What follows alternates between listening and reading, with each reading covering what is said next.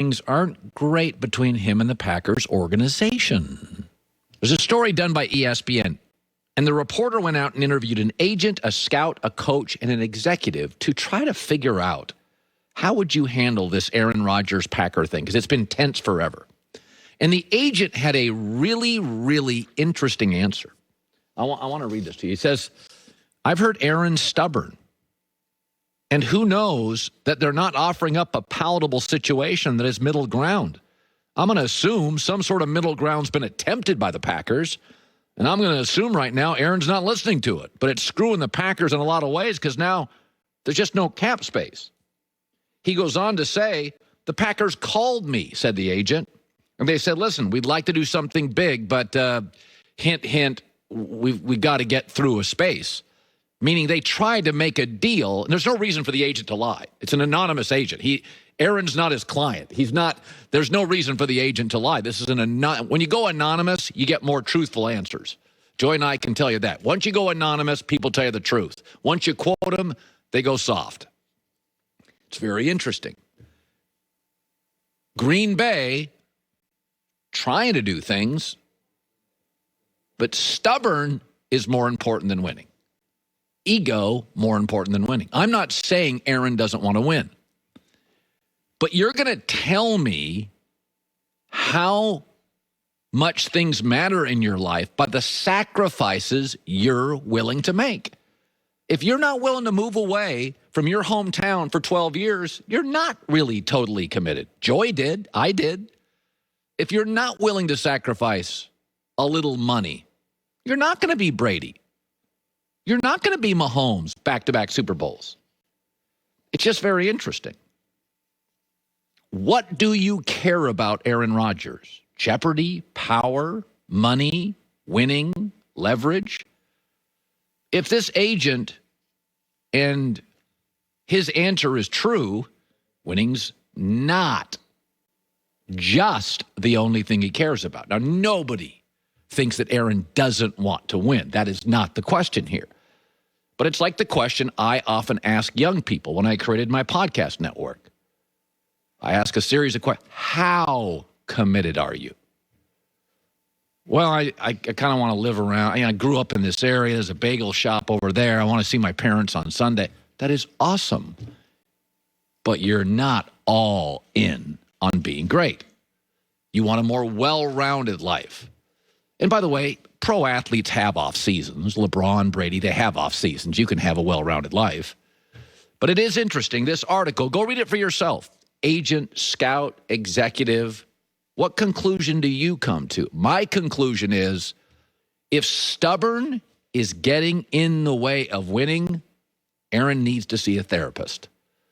Because 25 years from now, you're going to look awfully small with one Super Bowl, but you won the argument with the Packers. All right, I want to segue to this. This is interesting. So we're having all these pro days, and I think they're a bunch of nonsense. I don't think you get a lot out of pro days, especially with quarterbacks. I think they're stupid. But we have them, and they're big and blah, blah, blah, blah, blah. But I'm noticing a trend here. Let's just talk quarterbacks and pro days. All of them get kind of, surgically nitpicked, but it's interesting. So Trevor Lawrence, very little criticism. Hell, we didn't even talk on this show about his pro day.